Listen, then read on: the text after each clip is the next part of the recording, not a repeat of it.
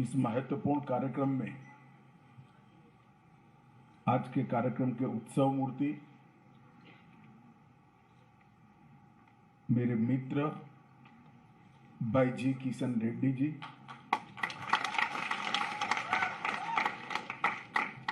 श्री अर्जुन राम मेघवाल जी, बहन मीनाक्षी लेखी जी, श्री भगवंत खुबा जी, सांस्कृतिक मंत्रालय के सचिव श्री गोविंद मोहन जी, और इस सभागार में और दूरदर्शन के माध्यम से इस कार्यक्रम को देखते हुए सभी तेलंगाना राज्य के नागरिक भाइयों बहनों को मेरी बहुत बहुत शुभकामनाएं।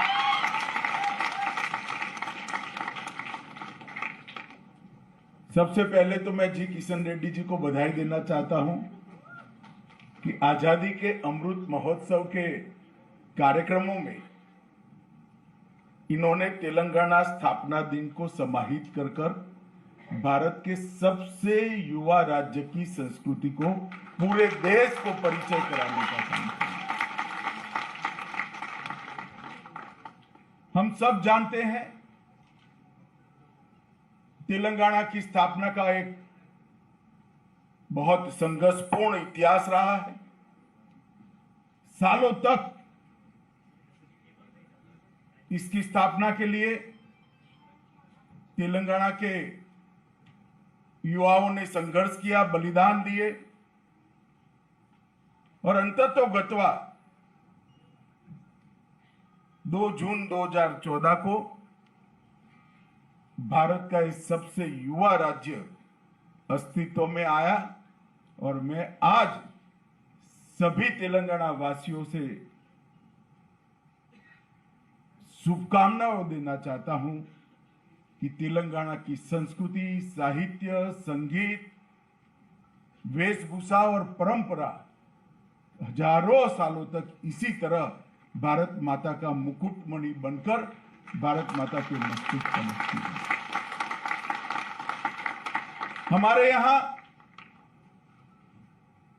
भारत की कल्पना जो भारत को नहीं समझ सकते वो कभी कर नहीं सकते। हमारे यहां हर राज्य की संस्कृति है, हर राज्य की भाषा है, हर राज्य की वेशभूषा है, हर राज्य का खान पान है। और मैं ऐसा सौभाग्यशाली व्यक्ति हूं, मुझे भारतीय जनता पार्टी ने राष्ट्रीय अध्यक्ष बनाया था। मैं देश भर के सभी जिलों में प्रवास करने वाला व्यक्ति हूं। मैंने इसको बहुत नजदीक से देखा है। सब कुछ अलग होने के बावजूद सबकी आत्मा एक है और वही आत्मा भारत को जोड़कर रखती है। और भारत ने बड़ी खूबसूरती के साथ विविधता में एकता का ये मंत्र आत्मसात कर सांस्कृतिक एकता से भारत की एकात्मता का रास्ता हमने तय किया है। और आज तेलंगाना भी भारत के सबसे युवा राज्य के रूप में दिन दूनी रात चौगुनी प्रगति करे, ऐसी मैं शुभकामनाएं देना चाहता हूं। मित्रों, तेलंगाना के युवाओं के तेलंगाना राज्य की डिमांड के लिए, मांग के लिए जो संघर्ष है उसकी बात मैं नहीं करूंगा तो मेरी बात अधूरी मानी जाएगी। सालों तक तेलंगाना राज्य की मांग होती रही।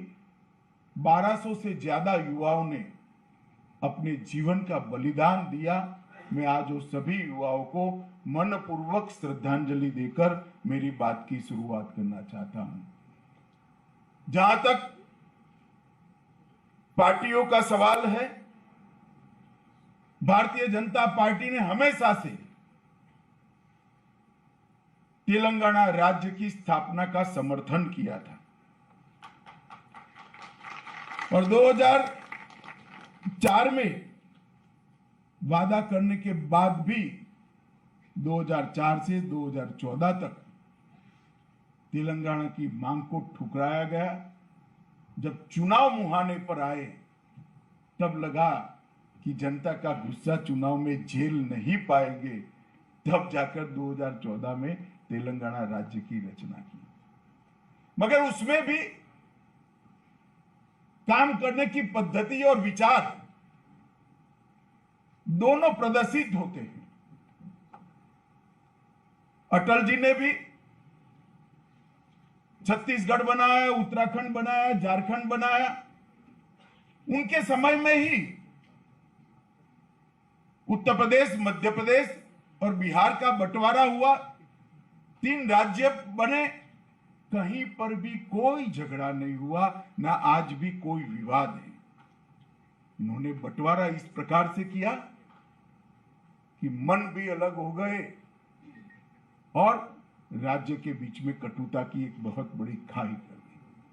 मैं आज इस मौके पर सभी को कहना चाहता हूं कि हम इससे बाहर आए और पूरे देश की एकता और अखंडता को तेलंगाना के विकास के माध्यम से भारत का विकास, इस सूत्र को आत्मसात करते हुए एक महान तेलंगाना की रचना करने के लिए हम सब अपने आप को समर्पित करें। तेलंगाना क्षेत्र के अल्लूरी सीताराम राजू, रामजी गौड़, कोमाराम भीम, ये सब लोगों ने तेलंगाना देश और निजाम से छुटकारा पाने के लिए ढेर सारा संघर्ष करा।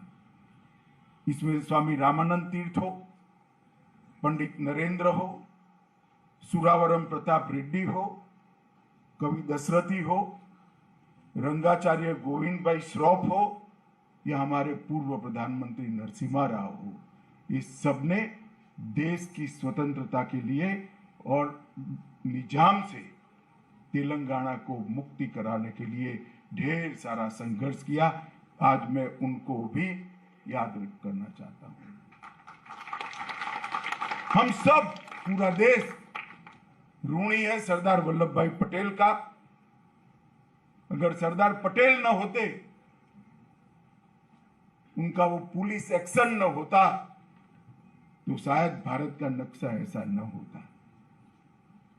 निजाम के जुल्मी शासन से मुक्ति दिलाने के लिए न केवल तेलंगाना, कर्नाटक और महाराष्ट्र के निजाम राज के क्षेत्रों, मगर पूरा देश आज सरदार पटेल का ऋणी है कि उन्होंने निजाम के शासन से मुक्ति दिलाई।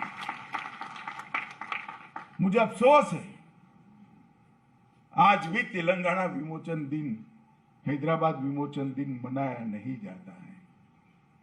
खैर, भविष्य में शासन बदलने वाला है, हम जरूर मनाएंगे। हमें इसमें कोई संकोच नहीं है। एक ऐसा पराक्रम देश के प्रथम गृह मंत्री ने किया था। हर साल उसको याद कर कर वो जुल्मी शासन से हमें निपटारा दिलाने वाले वो महान व्यक्ति को श्रद्धांजलि देनी चाहिए। और इसमें किसी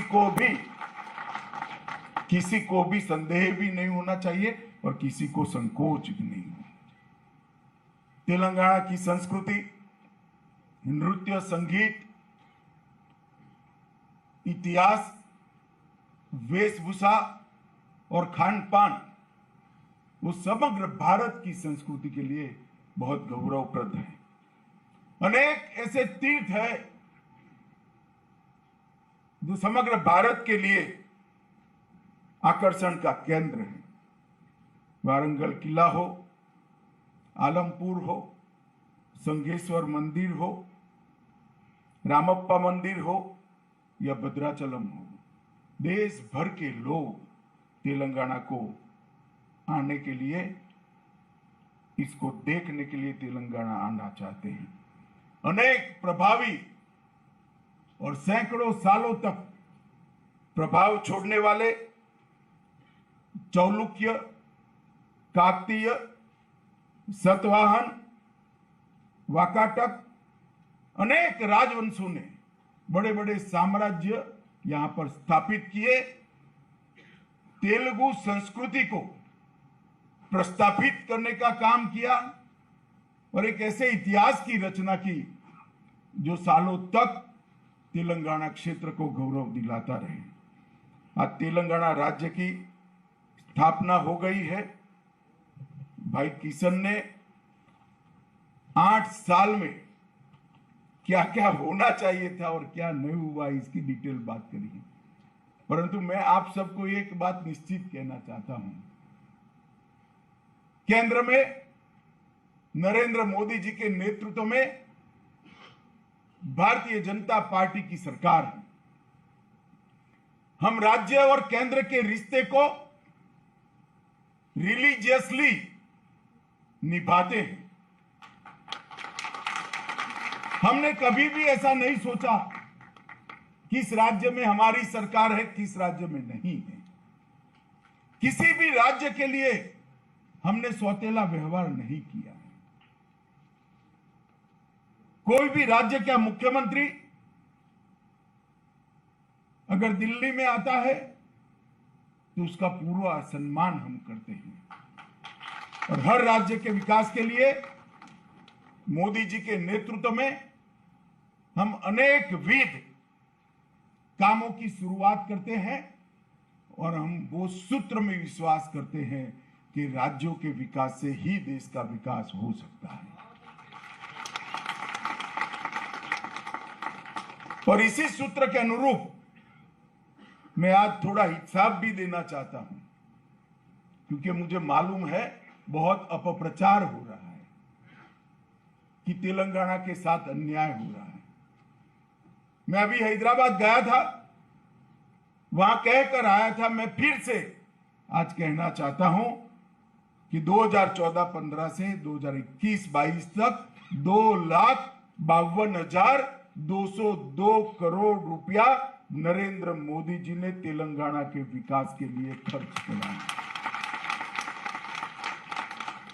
मैं फिर से रिपीट करना चाहूंगा, 2,52,202 करोड़ रुपीस। अब कैसे झुठला सकते हो? मेरे पास इसका आना पाई का हिसाब है। अगर आप समय पर कुछ योजनाओं को रिस्पॉन्ड करते तो 2,52,000 करोड़ का एक आंकड़ा है, वो 3.5 लाख करोड़ को पार कर जाता, मगर आपने सहयोग नहीं किया है। ढेर सारे अलग अलग हेड्स के नीचे पैसा भेजा है। 9 बैकवर्ड डिस्ट्रिक्ट के लिए 1800 करोड़ रुपया, डिस्ट्रिक्ट मिनरल फंड में से ट्राइबल जिलों के विकास के लिए 3300 करोड़ रुपया। किशन भाई ने कहा रामागुंडम फर्टिलाइजर फैक्ट्री के लिए 6400 करोड़ रुपया, एम्स तेलंगाना के लिए 1200 करोड़ रुपया, ESIC मेडिकल हॉस्पिटल सनत नगर और 1200 करोड़ रुपया, जल जीवन मिशन के तहत 2500 करोड़ रुपया, पिछड़ा वर्ग OBC और ST SC के कल्याण के लिए 2500 करोड़ रुपया, हैदराबाद में NIPER के लिए 300 करोड़ रुपया, 52 लाख लाभार्थियों को मुद्रा लोन के लिए 43,000 करोड़ रुपीस, अमृत योजना के तहत 8,000 करोड़ रुपया, उज्जवल डिस्कॉम इंश्योरेंस योजना में 6100 करोड़ रुपया, हैदराबाद मेट्रो के लिए 661 करोड़ रुपया, रेलवेज के लिए 31,281 करोड़ रुपया, रीजनल रिंग रोड के लिए 8,000 करोड़ रुपया सर्व शिक्षा अभियान के लिए, 1,300 करोड़ रुपया। मुख्यमंत्री साहब, ये सूची इतनी लंबी है कि मैं पढ़ने जाऊंगा तो फिर से चुनाव का काउंटिंग आ जाएगा, मगर सूची मेरी खत्म नहीं। मेरा एक ही निवेदन है मुख्यमंत्री जी से कि आप थोड़ा तेलंगाना की जनता को सच बता दीजिए बस, और कभी कभी सच बोलना भी चाहिए। हमेशा बोलना जरूरी नहीं, मगर कभी कभी तो बोलना चाहिए। और मित्रों, मैं रिकॉर्ड पर कहकर आया हूं और आज फिर से रिपीट करना चाहता हूं, तेलंगाना की जनता के लिए, कभी हमने हमारे शासन नहीं है ऐसे राज्यों के साथ सौतेला व्यवहार नहीं किया है। नरेंद्र मोदी जी मन से मानते हैं कि राज्यों के विकास से ही देश का विकास है। आजादी के अमृत महोत्सव का वर्ष है। मोदी जी के नेतृत्व में पूरा देश आजादी का अमृत महोत्सव मना रहा है। तेलंगाना राज्य में से जितना चाहिए इतना सहयोग हमें नहीं मिल रहा। अरे भाई, आजादी का अमृत महोत्सव कोई भारतीय जनता पार्टी का कार्यक्रम नहीं है। आजादी का अमृत महोत्सव मां भारती के भविष्य को संवारने का कार्यक्रम है, भारत के भविष्य को संवारने। आजादी का अमृत महोत्सव भारत के स्वतंत्र सेनानियों को श्रद्धांजलि देने का कार्यक्रम है। आजादी का अमृत महोत्सव भारत के गौरवपूर्ण अतीत को, जिस पर पूरा दुनिया गर्व कर सके, ऐसे हमारे पास्ट को सलाम करने का महोत्सव है। और आजादी का अमृत महोत्सव आने वाली जब देश की शताब्दी मनाई जाएगी, तब भारत कैसा होगा इसका संकल्प लेने का महोत्सव है। इसमें आप कैसे दूर रह सकते हैं। खैर, मैं तो बहुत बहुत धन्यवाद करना चाहूंगा किशन भाई का कि आपने आजादी के अमृत महोत्सव के तहत ही ये कार्यक्रम कर कम से कम तेलंगाना के नाम पर भी एक अच्छा कार्यक्रम आजादी के अमृत महोत्सव में हो गया, इतना करा है। मित्रों, भारत का हर राज्य द्रुत गति से, स्पीड के साथ डेवलप हो, विकास करे, और ये सब राज्यों के विकास कोई समांतर नहीं है, पैरेलल नहीं होने वाले हैं। ये सब राज्यों के विकास अलग अलग रास्ते से मिलकर भारत के विकास का नेशनल हाईवे बनाकर भारत माता को विश्व में सर्वोच्च स्थान पर बिठाने का काम करना है। अब तेलंगाना स्थापना दिन के दिन मैं फिर से एक बार दुनिया भर में बसे हुए तेलंगाना राज्य के सभी भाई बहनों को 8वें स्थापना दिन का बहुत बहुत मन से शुभकामनाएं देता हूं। और मैं ईश्वर से यही प्रार्थना करता हूं कि हमारा तेलंगाना दिन दूनी रात चौगुनी प्रगति करे और सभी ऊंचाइयों को हासिल करे। फिर से एक बार सभी को बहुत बहुत शुभकामनाएं। धन्यवाद। सभी करतल ध्वनि और करतल